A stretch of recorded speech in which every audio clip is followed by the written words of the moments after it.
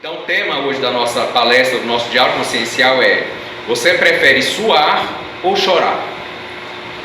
A gente vai trabalhar a visão espírita desses dizeres, porque vamos trabalhar sobre algumas leis espirituais. É importante que a gente sempre busque as leis, né, que são baseadas numa grande verdade do nosso Pai superior, de Olorum, Olodumaré, Deus, né, o divino Pai Criador, que é Ele que controla tudo. Então a gente precisa compreender essas leis que regem o nosso universo, a nossa materialidade, para a gente poder não receber as multas da vida. Então, você prefere suar ou chorar? A dor é igual para todos, mas o sofrimento vai depender de cada um. Então, alguns mestres perguntaram: como assim, padrinho? Mas o sofrimento não é igual para todo mundo? A dor não é igual para todo mundo? Aí a gente explicando. Se a gente for pegar a parte mais filosófica desse simples dizer aí, desse provérbio, vamos dizer assim, a gente vai entender, gente, que a dor, a gente está falando da dor física. Tem pessoas que têm mais resistência à dor física, tem umas que têm menos, mas a dor é a mesma. A resistência nossa é que muda. Um exemplo, injeção. Tem gente que só de pensar em tomar uma injeção, o que acontece? Desmaia, entra em pânico. Tem outros que não está nem aí. A dor da picadinha da agulha é a mesma para todo mundo. Mas o que vem depois da dor? O sofrimento. O sofrimento, gente, está na cabeça de cada um. Então, assim, pegando esse exemplo bem simplório, de uma pessoa que morre de medo, ou até uma criança também, tem criança que já toma. Minha sobrinha está aqui, ó. Toma injeção tranquilíssima. Falo com ela: Maite, uma picadinha de formiga. Tá bom, tiro. Toma, tranquilo. Então, assim, o que acontece? A parte do sofrimento, a gente precisa trabalhar o nosso campo mental e o nosso campo emocional. Se a gente não trabalhar, a gente perde o controle e aí vira um sofrimento cada vez maior. A dor é a mesma para todo mundo. O sofrimento é cada um que dá a quantidade. Ou seja, o tanto que eu vou sofrer depende de mim, da minha compreensão, inclusive sobre os processos de dores. Então a gente vai falar um pouquinho disso. Enquanto uns choram, ainda a parte é título subtítulo, né? Enquanto uns choram, outros vendem lenços. Então tem gente que ainda está chorando muito. E aí a gente vai falar, né, de adultos que dão birra, né, de adultos que ainda têm muita imaturidade emocional. Todos nós somos imaturos emocionalmente em algum grau. E também temos a nossa parte de maturidade emocional. Mas também tem aqueles que são imaturos demais e agem como crianças no dia a dia. Adultos que dão birra, adultos que brigam por tudo, né? A gente analisa como aquelas crianças peraltas, né, que ainda não foram educadas. Só que quem educa um filho pequeno? O pai, a mãe e o responsável. Mas nós adultos, quem nos educa é a vida. É a vida. E contra a vida a gente não tem força. A gente precisa entender esses processos da vida. E aqui vamos tentar abordar um pouquinho dessas questões. Então tem gente ainda, muitos de nós, e algumas vezes todos nós, a gente está vivendo essa vida aqui na matéria como se fosse um mundo joia. Então alguns de nós constroem um mundinho joia na nossa cabeça que nada pode acontecer de errado. Se acontecer, a gente dá birra, né? A gente briga e aí nada mais presta. Tudo perde sentido. E o que a gente precisa analisar? Quando são coisas muito graves, a gente também tem que dar a cara a tapa, por assim dizer. A gente tem que entender que tem alguns processos que são graves na nossa vida, que realmente são muito dolorosos, causam sofrimento. Mas sofrer por sofrer não vai adiantar. Então a gente precisa de novo refletir sobre o que a gente pode fazer. Mas tem algumas pessoas que criam um mundo joia que pensam o seguinte: eu quero ser feliz neste planeta, nessa terra. Quero ser totalmente feliz e eu não quero que nada atrapalhe o meu caminhar e a minha vida. Eu pergunto para vocês, gente, isso é possível? Não é. Então a gente precisa encarar a vida com maturidade, nós adultos, e a gente precisa criar as nossas crianças, os nossos pequenos, já com essa consciência. Porque eles precisam aprender a lidar com a frustração, eles precisam lidar com a dor para não gerar sofrimento demais. Então os nãos para a criança, eu costumo dizer lá em casa, né? Ao criar sobrinho, eu ainda não tenho filhos, mas a gente fala muito assim, que o não ensina muito mais uma criança do que o sim. Então, assim, ela trabalhar a frustração, ela entender que quando ela crescer, muitas vezes a vida e outras pessoas vão falar não para ela e que aquilo não pode definir a felicidade dela, isso é que é o nosso papel, esse é que é o importante. Mas se eu sou adulto e eu não entendi isso, como é que eu vou ensinar as minhas crianças? E aí eu dou birra. Aí eu quero jogar tudo para cima, aí eu não quero saber mais, que a culpa é de terceiros, a culpa é dos outros, né, que eu não sei porque que minha vida é esse inferno. Não, se a gente não tomar posse sobre a nossa vida, os outros vão continuar mandando e desmandando na nossa vida. Isso serve para as nossas emoções também.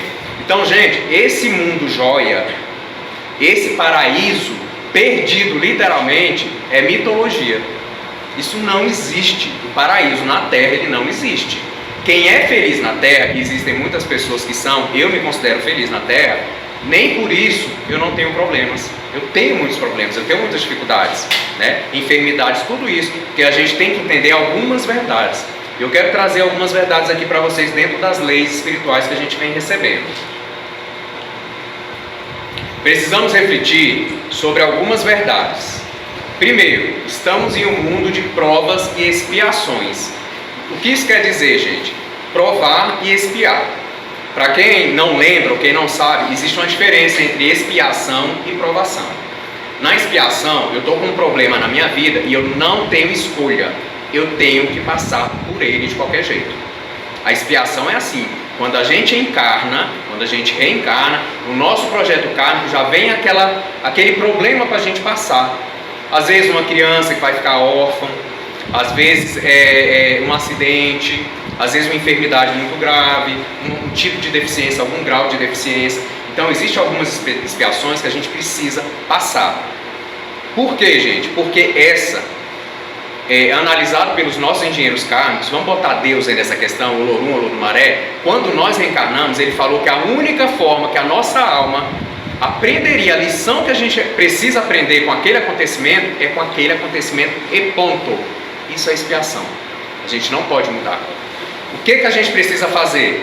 Padrinho Sérgio, eu estou passando por expiação, então eu tenho simplesmente que sofrer, mas você está falando que a gente não tem que ficar sofrendo. Eu falei, não, a gente vai aprender a lidar com as nossas emoções, com os nossos sentimentos, com o nosso campo mental, neste momento da dor, para que não vire sofrimento demasiado. E aí a gente precisa compreender o que? As leis espirituais, as leis da vida. Aí vem a inteligência emocional, né? Inteligência mental mesmo. Deus sabe o que está rondando aqui nos meus pensamentos, que a mente mente. Né? Nem tudo que passa na minha mente é verdade. Né? E como é que eu sei se o que passa na minha mente é verdade? Eu preciso estudar as leis espirituais, as verdades, né? Os textos sagrados. Isso traz muita consciência. Isso que a gente está fazendo aqui é um momento, é um movimento da gente entender melhor esses movimentos das leis espirituais. Então nós estamos num mundo de provas e expiação, gente. Expiação é assim, eu não tenho escolha. Eu posso mudar a minha reação, mas aquilo vai acontecer, porque é a melhor lição que a minha alma precisa e foi determinado por ninguém menos do que Deus. Ninguém entre aspas. A gente precisa entender isso. Aprovação não. Aprovação, como eu já aprendi algumas lições, então quando eu reencarno, eu posso escolher o caminho da dor, do sofrimento ou o caminho do amor. Entendeu? Já ouviram falar? Tem gente que vem num centro de Umbanda, que se torna médium de Umbanda, ou pela dor ou pelo amor. Então, geralmente, quem escolhe por amor já está vindo numa provação. Por que provação?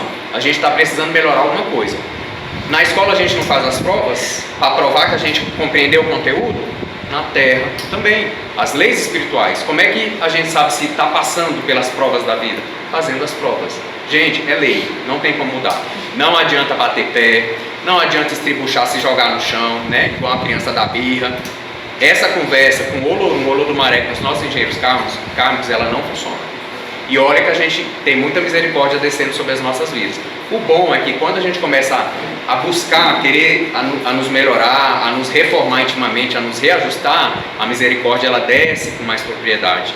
Porque qual é a grande lição de Olodumaré, de Olorum, de Deus, o Pai Criador? É que nós aprendamos a estar bem, independente dos acontecimentos da vida. É difícil, mas é para isso que a gente está na escola da vida. Vou fazer aqui um exemplo. Vamos pegar nossas crianças, todos nós, graças a Deus todos nós passamos pela nossa infância, todos nós fomos para a escola e tivemos que fazer provas, não tivemos? Na hora da prova era um desespero, né? Muitos não queriam estudar, queriam tirar nota boa, não queriam reprovar, mas aquelas matérias que a gente compreendia bem, era tudo tranquilo. Então o que a gente precisa entender? Que essas matérias que a gente já começa a ir bem, são as provações. A gente faz com gosto. A gente faz com gosto. Já a expiação é aquela matéria que a gente não quer aprender, e aí a vida vem, ó, é erro. Então o que a gente precisa analisar? Que quem está passando em expiação, não é que quem está mais feliz um pouco, não passou por ela, ele já passou, mas ele superou. Então hoje, quando aquela expiação vem para essa pessoa que já aprendeu, aquilo se transforma numa provação, porque é mais simples dele resolver. Ele já entende da matéria, pegaram? Então, quando eu entendo bem de biologia e eu vou fazer uma prova de biologia, maravilha. Agora, quando eu vou fazer uma prova de física e eu não sei nada, desespero. Então, a gente tem que entender nesse ponto. As expiações da vida, elas vêm chamar a gente a atenção exatamente por uma questão que a gente precisa evoluir e a gente não tem escolha. Estou com muito problema em relacionamento amoroso? Tenho que aprender a lidar com isso. É a minha expiação. Estou com muito problema profissional? Tenho que aprender a lidar com isso. Gente, não adianta gritar da birra e se jogar no chão. Então a vida está falando o seguinte, ó, a sua prova é essa. Não vai passar não? Vai reprovar? Vai ter que fazer de novo. E aí fica mais cansativo, não fica? Então a gente precisa projetar a luz da nossa consciência nesses momentos e parar de ficar dando birra. Porque a gente não tem força para brigar com a vida, com a lei. Não tem como. Então a gente tem que se render e falar assim, meu Deus, me dê luz, eu estou aberto, eu quero compreender. E esse momento aqui, de novo, eu repito, né, esse diálogo consciencial é para isso. Para a gente analisar se a gente não está nesse ponto, no pedestal que a gente criou, que a gente subiu e que nada, ninguém consegue fazer a gente descer. Porque a vida vai derrubar a gente desse pedestal. Tem uma mitologia, eu acho que alguns de vocês devem conhecer dentro da Umbanda e do Candomblé principalmente, que fala das Iamis Agés, que são as mães feiticeiras, são as mães ancestrais, né? Eu achei muito fantástico, a gente está recebendo uma literatura sobre essas mães feiticeiras, né? Que são as grandes mães ancestrais, as primeiras mães da humanidade, que ascenderam a um campo de evolução que hoje elas são consideradas mães de todos nós. Elas são simplesmente mães ancestrais. E elas têm muito conhecimento sobre a magia, o feitiço, a magia da vida, né? O feitiço nesse sentido.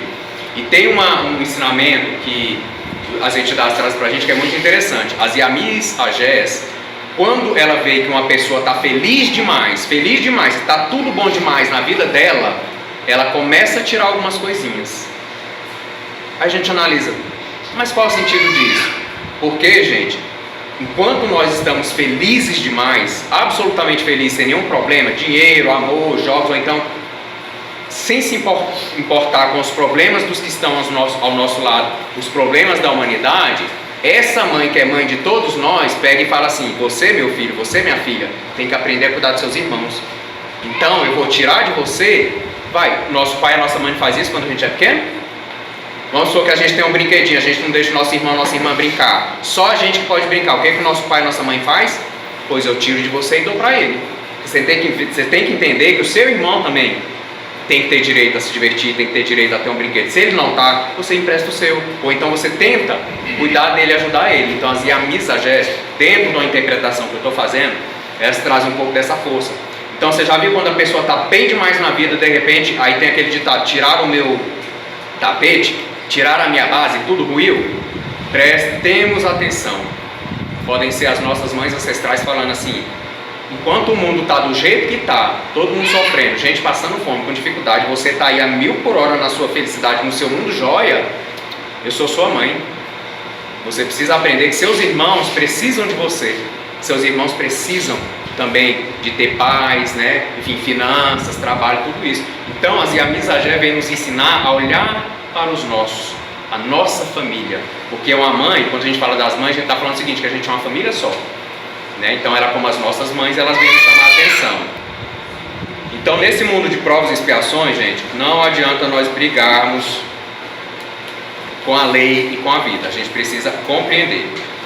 Outra verdade aqui, quando tudo vai mal, é exatamente Deus ou a vida tentando te chamar a atenção para alguma coisa. Gente, a gente está andando numa direção que não é boa para a gente. A gente não ouve as intuições, a gente não ouve noções de guarda, a gente não ouve os orixás, a gente não ouve os guias da terra, sabe, os guias que descem para nos auxiliar. O que a lei faz? A vida começa a fechar o cerco. É uma forma da lei, que a lei encontrou, de falar o seguinte, se você não para pelo amor, você vai parar pela dor. Inclusive a enfermidade, quando a gente tem estados mais graves, a enfermidade vem chamar a atenção da gente para isso também. Quando a enfermidade vem em certo nível na gente, é uma forma da vida pegar e falar assim, ó, para com tudo. Você precisa reanalisar a direção que você está caminhando, a sua busca, se está demais para um lado, se está demais para a matéria, se está demais para o financeiro, se está demais só para as coisas do mundo, esquecendo totalmente do restante, inclusive da sua própria saúde. Né? Então o nosso corpo é esse termômetro. Então a gente precisa compreender isso. Então a vida, gente, eu costumo falar com os médicos aqui nos nossos estudos internos, né? Que a vida faz assim: ei, Sérgio, para, não é por aí. Sérgio, para, daqui a pouco bate mais forte, daqui a pouco ela dá um cascudo, daqui a pouco ela dá um tapão. Né? Então, se a gente não ouvir as primeiras vozes da vida, vai chegar a hora da dor. Porque se a gente não está parando, aí fala assim: nossa, mas é para eu sofrer isso? Não, é para o nosso próprio bem. Porque a gente está indo com um buraco, com um abismo sem fundo. Se a gente continuar nessa direção, cada vez vai ficar pior. Aí a vida dá um jeitinho de nos avisar, mas ela avisa, aí ela começa a gritar, daqui a pouco ela está batendo. Né? Então, para a gente poder acordar desse sono ilusório profundo que a gente entrou. E a ilusão não é boa. A ilusão não é boa. A gente precisa dosar as coisas do mundo e da espiritualidade. Outra lei: ponderar aqui a lei do esforço. Sabe aquela coisa que a gente tem que aprender, a lei do menor esforço, por um lado? A gente tem que interpretar essa lei do menor esforço. Então ela tem duas facetas. A lei do menor esforço, para as pessoas que são disciplinadas, compromissadas e responsáveis, a lei do menor esforço é o seguinte. Exemplo aqui, vamos pegar a física na escola. Meu Deus, eu só tiro nota ruim na física. A lei do menor esforço, ela diz o seguinte: estude, faça um programa, um planejamento, vai estudando, vai vendo as suas maiores dúvidas em física, para quando você chegar na prova de física, aí vai ser a lei do menor esforço, porque você exercitou, né? Dentro de um planejamento, sem se pressionar demais, sem curva, sem remorso e sem muita pressão. Então esse é o menor esforço de uma pessoa que está usando a sabedoria. Ela se prepara para que na hora da prova ela não tenha que suar tanto e muito menos chorar. E aí tem uma outra faceta da lei de menor esforço, de nós adultos birrentos, que a gente não quer fazer o que precisa ser feito. Eu não quero trabalhar, mas eu quero ter dinheiro. Eu não quero estudar, mas eu quero ter uma boa profissão, né? Então eu quero ter um bom relacionamento amoroso, mas eu não quero fazer a minha parte, né? Eu quero ter uma religião, mas eu não quero cuidar da minha casa, entende? O menor esforço do preguiçoso, do indisciplinado, do descompromissado é esse. Aí ele dá birra, porque ele acha que dando birra as coisas vão se auto-resolver na vida dele. Vão resolver, gente? Não. Aí vai vir a dor e o sofrimento. Então a gente tem que ver, a lei do menor esforço para quem exercitou, ela é tranquila. Vou dar outro exemplo: um maratonista, ele nunca correu uma maratona, põe ele para correr 15 quilômetros, ele vai morrer e não vai conseguir chegar na linha. Agora aquele que já treinou todo dia um pouquinho, ele faz os 15 quilômetros tranquilamente, ainda chega cheio de vitalidade. Não chega não? Suou, mas não chorou, e alcançou onde ele queria alcançar. Então a gente quer suar ou a gente quer chorar? Suar, todo mundo tem que suar, né?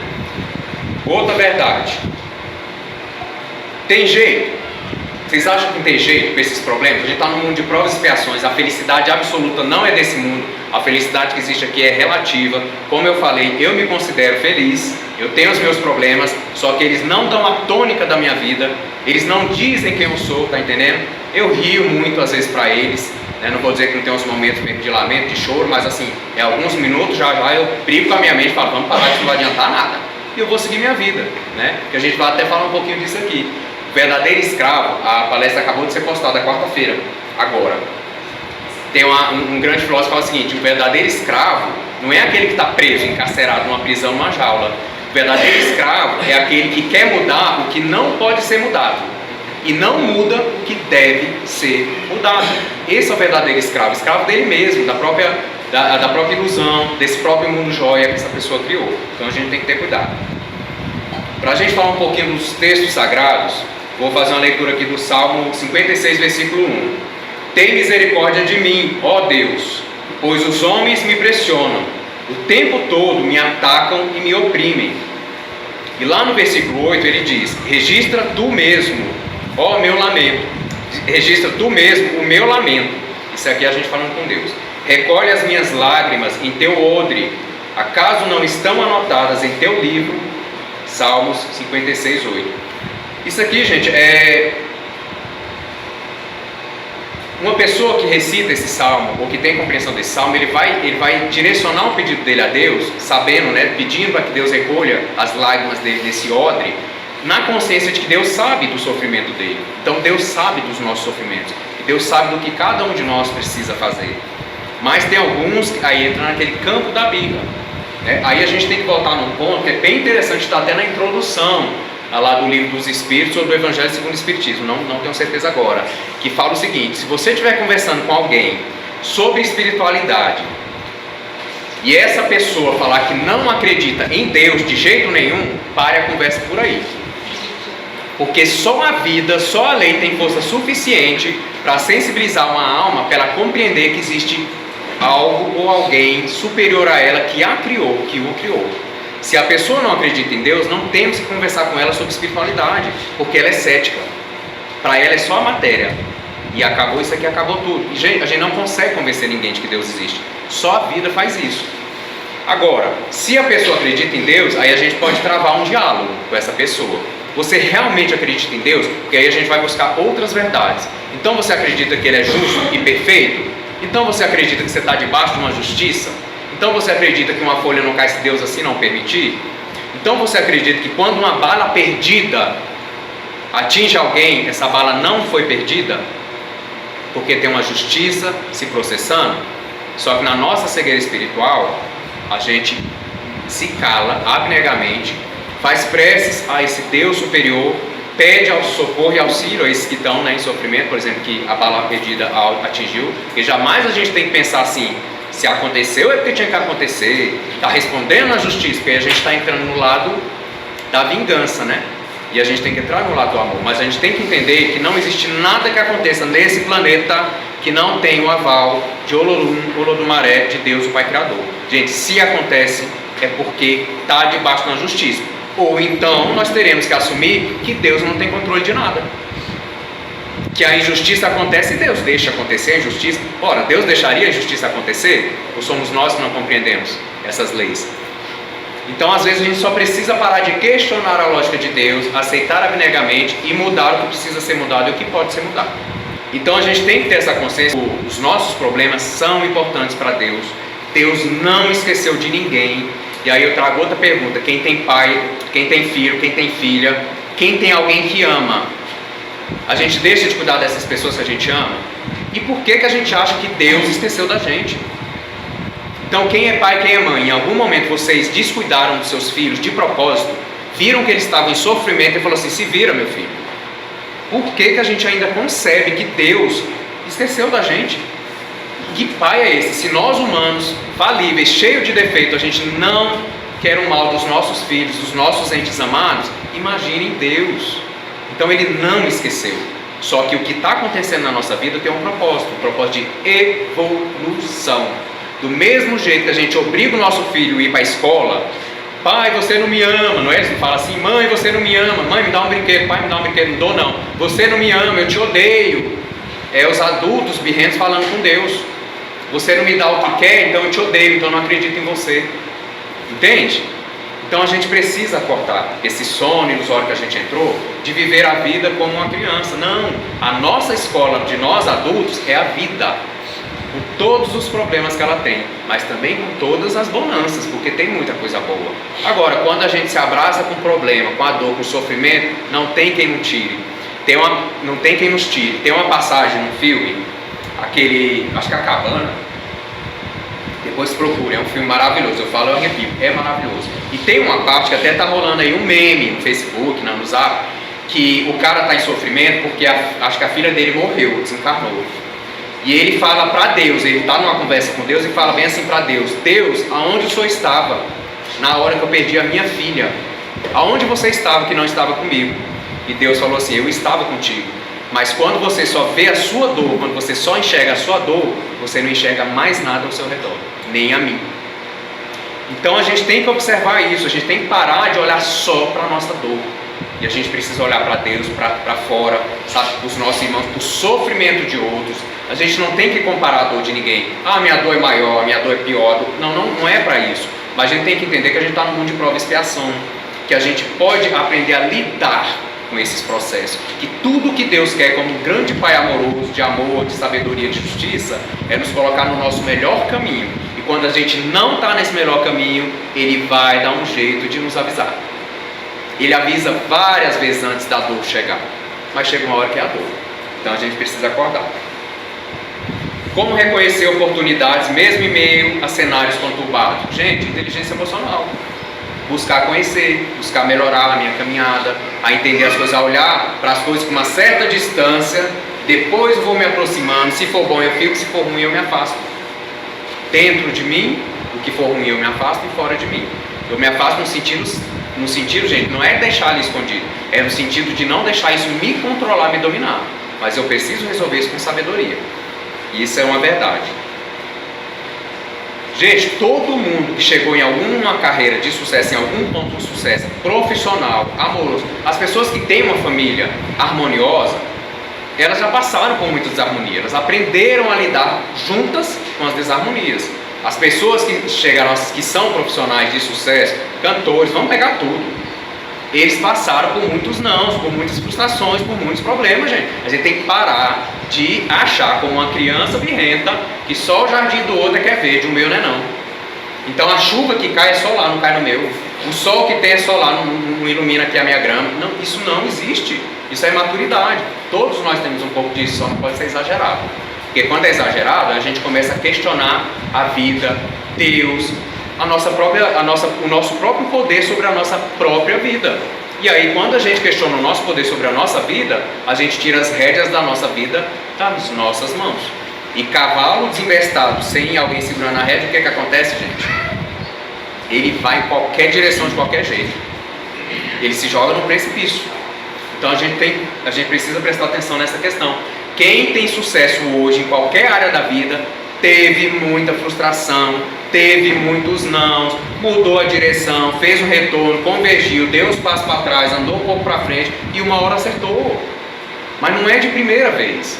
Ah, Padrinho Sérgio, mas tem pessoa que vem, né, e consegue tudo com facilidade. Merecimento, não questionemos, porque a luz de Deus está na coroa de todos nós, a justiça dele é perfeita. Então a gente tem que reconhecer também que tem pessoas que não tem que passar por certas expiações, entende? Ora, se elas fazem a prova com mais facilidade, o que isso quer dizer? Que Deus facilitou para elas ou elas aprenderam a fazer as provas com mais facilidade? É isso. Então assim, a gente precisa aprender. Não vamos botar a solução fora, porque ela está dentro. Para a gente ir encerrando aqui. Ninguém tem um ambiente 100% propício para realizar seus projetos. Gente, ninguém, nem Jesus, nem o Cristo Oxalá, quando desceu em terra, não tinha 100% do ambiente propício para ele realizar. O que aconteceu com ele? Simplesmente foi crucificado. Gente, ninguém, não espere esse mundo jóia, esse ambiente 100% aberto para você poder realizar alguma coisa, que ele não vai existir. Então a gente tem que aprender a lidar com esses obstáculos. Isso faz parte da evolução. Nós estamos aqui na escola da vida para evoluir. Não adianta brigar com isso. A gente tem que ser muito, muito sério e honesto com nós, não com os outros, conosco mesmos, né? A lei é perfeita e ponto. Mas a nossa forma de enxergar a lei é que está errada. É como uma criança que precisa tomar uma injeção e fala para o pai e para a mãe: você não me ama, você está me levando para o médico. Papai, mamãe, você não me ama, você está me obrigando a ir para a escola, eu não quero ir para a escola, né? Então assim, você vê a imaturidade da criança, porque ela não tem condição de enxergar como aquilo é importante para ela naquele momento. Somos nós na vida. Outra parte aqui dos textos sagrados, Filipenses, capítulo 4, versículo 6. Não andem ansiosos por coisa alguma, mas em tudo, pela oração e súplicas e com ação de graças, apresentem seus pedidos a Deus. Ele sabe, quando fala, Deus sabe de todos os nossos problemas, as nossas necessidades, mas quando é dito para a gente apresentar os nossos problemas, é uma forma de fazer a gente tomar consciência do que existe, de que não está bom, e ação de graças. A ação de graça, eu pego aqui, eu faço um gancho com oração. Orar e ação. Oração, orar e ação. Não adianta eu botar meu joelhinho, aí eu falo assim, eu vou botar uns carocinhos de milho que é para doer mais, que é para sofrer mais, para ver se vem rápido. Não adianta orar sem agir. A gente precisa fazer os dois. A gente ora, mas a gente busca solução. Porque é nessa oração que começa a abrir nosso campo e a intuição chega, a solução aparece, a gente consegue enxergar, porque a gente está um pouco mais iluminado pela oração, pela prece. Então é importante.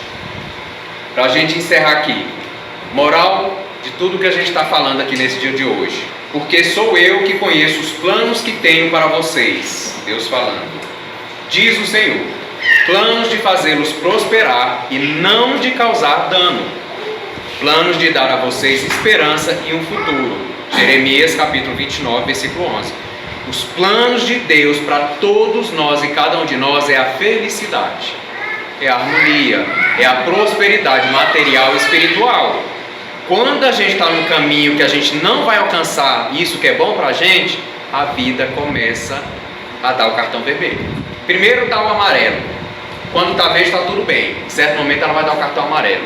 Em outros momentos ela vai dar o cartão vermelho. Se a gente não estiver atento aos cartões, a gente pode até ser expulso do jogo. Então a gente tem que prestar atenção, gente, nessas leis. Tudo que Deus tem pra gente é do bom e do melhor.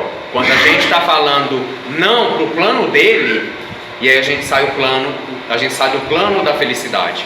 E aí a gente começa a sofrer. Existe um governo superior. Não estamos largados ao léu. Não, não e não.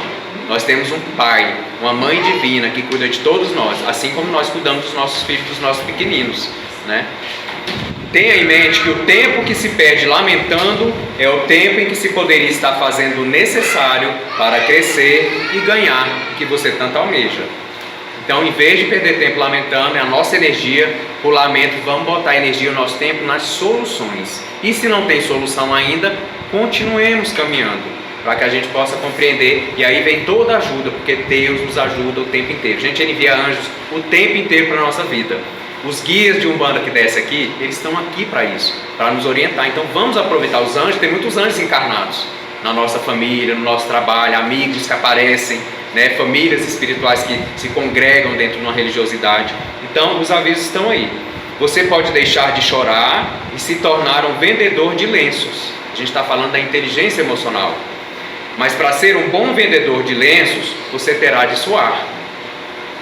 Não é sendo vendedor que você ficará rico, é ajudando a enxugar as lágrimas dos que estão ao seu caminho que você atrairá todos aqueles que precisam de um lenço especial que só você tem para dar, e assim você vai vender os seus lenços.